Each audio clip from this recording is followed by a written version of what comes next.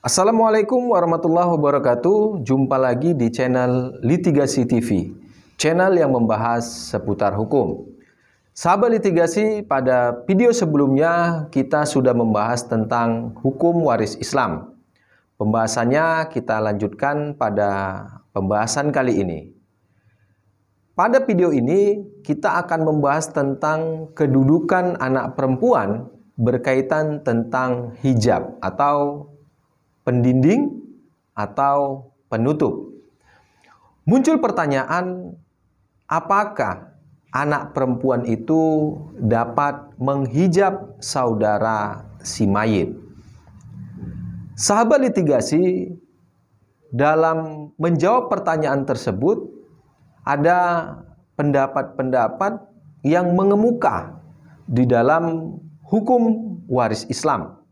Sebelum kita menjawab pertanyaan tersebut, maka perlu kita kemukakan di sini berapa sebenarnya porsi yang telah ditentukan di dalam kompilasi hukum Islam maupun di dalam Al-Quran. Di dalam pasal 176 kompilasi hukum Islam, atau nanti kita singkat dengan KHI, sejalan dengan ayat Al-Quran surat An-Nisa ayat 11, di mana ditegaskan bahwa bagian anak perempuan, jika dia seorang, maka bagiannya itu setengah bagian. Jika dia lebih dari satu orang, maka bagiannya bersama-sama sebesar 2/3 dari harta warisan. Artinya bahwa ketika telah dibagi dengan porsi tersebut, maka sisa atau harta yang lainnya dibagikan kepada ahli waris lainnya. Jika anak perempuan tersebut mewaris bersama saudara dari si mayit, maka tentunya harta tersebut juga dibagi kepada saudara si mayit sesuai dengan porsi yang telah ditentukan.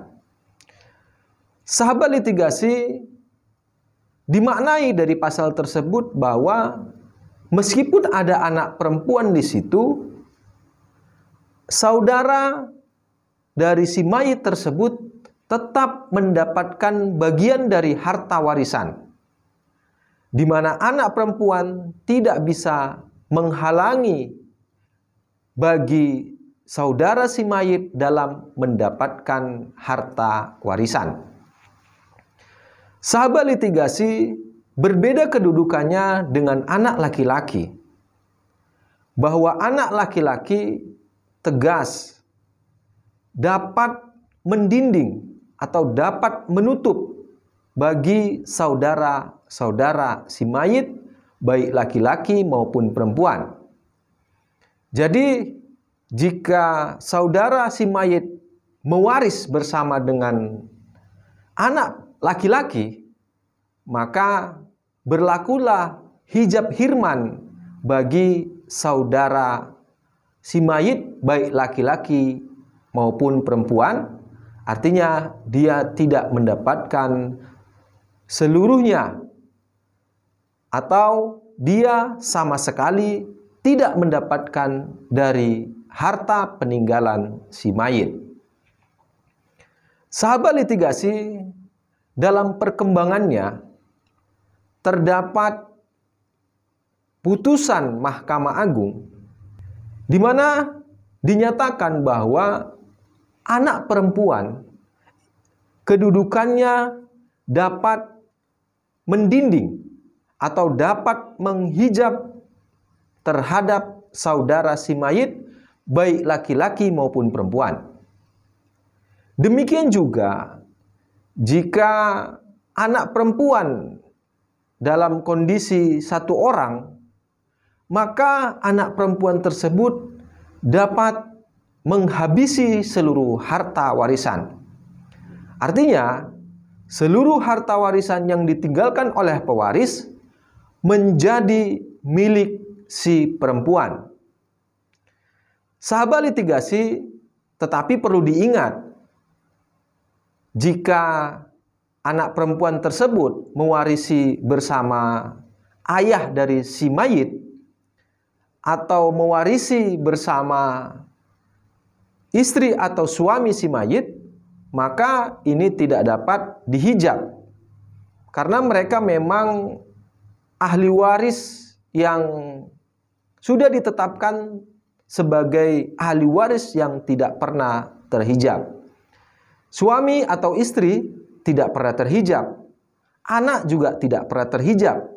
Ibu ataupun bapak kondisinya tidak pernah terhijab. Tetapi mereka menghijab ahli waris yang lain. Sahabat litigasi, apa dasar dari jurisprudensi atau putusan Mahkamah Agung yang menyatakan bahwa anak perempuan tersebut dapat menghijab saudara si mayit tersebut? Maka setelah kita telaah lebih mendalam bahwa putusan Mahkamah Agung tersebut diikuti oleh hakim-hakim sesudahnya.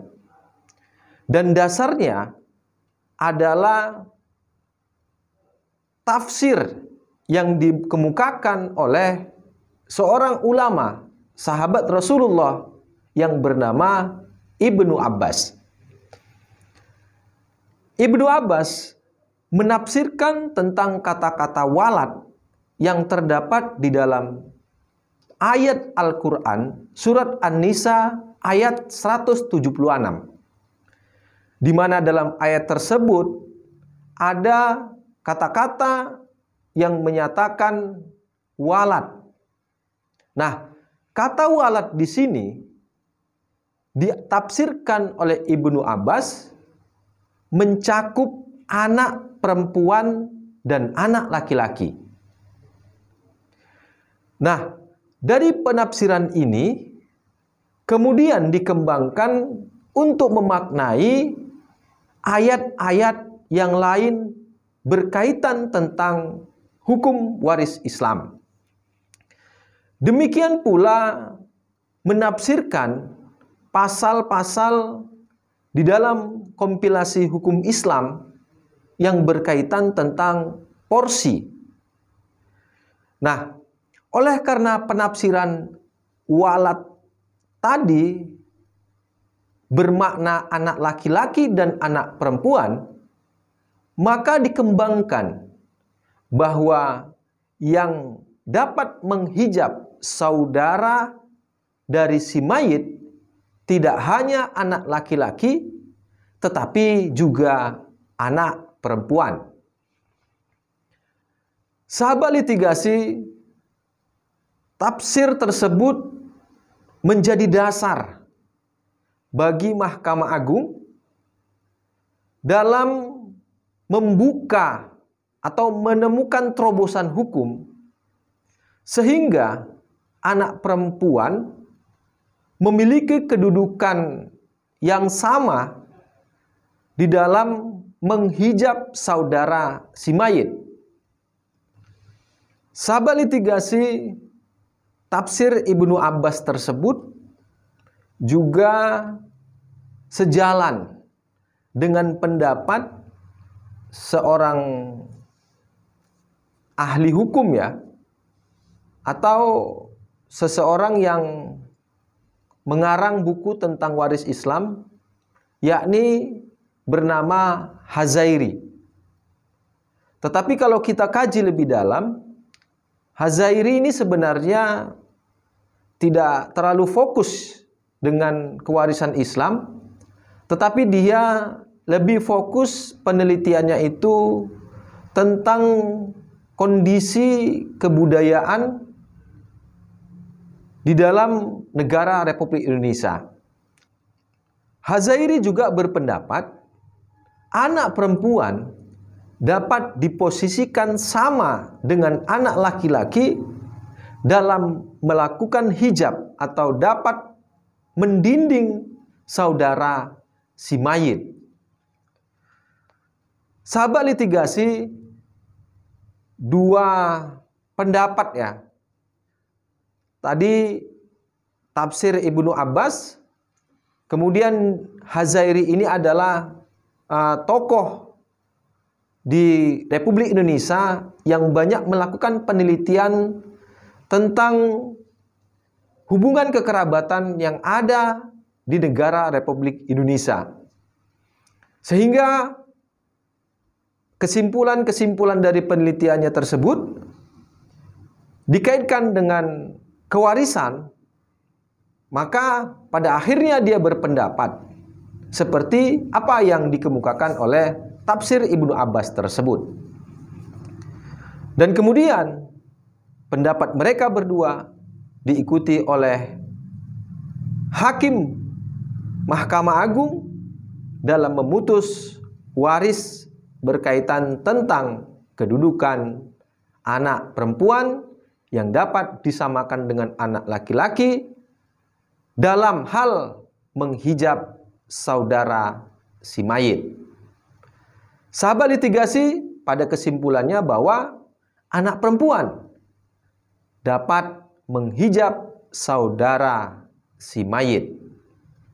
Mungkin itu saja pembahasan kali ini. Kita lanjutkan pembahasannya dalam video-video berikutnya, masih tentang hukum waris Islam. Mungkin itu saja. Wassalamualaikum warahmatullahi wabarakatuh.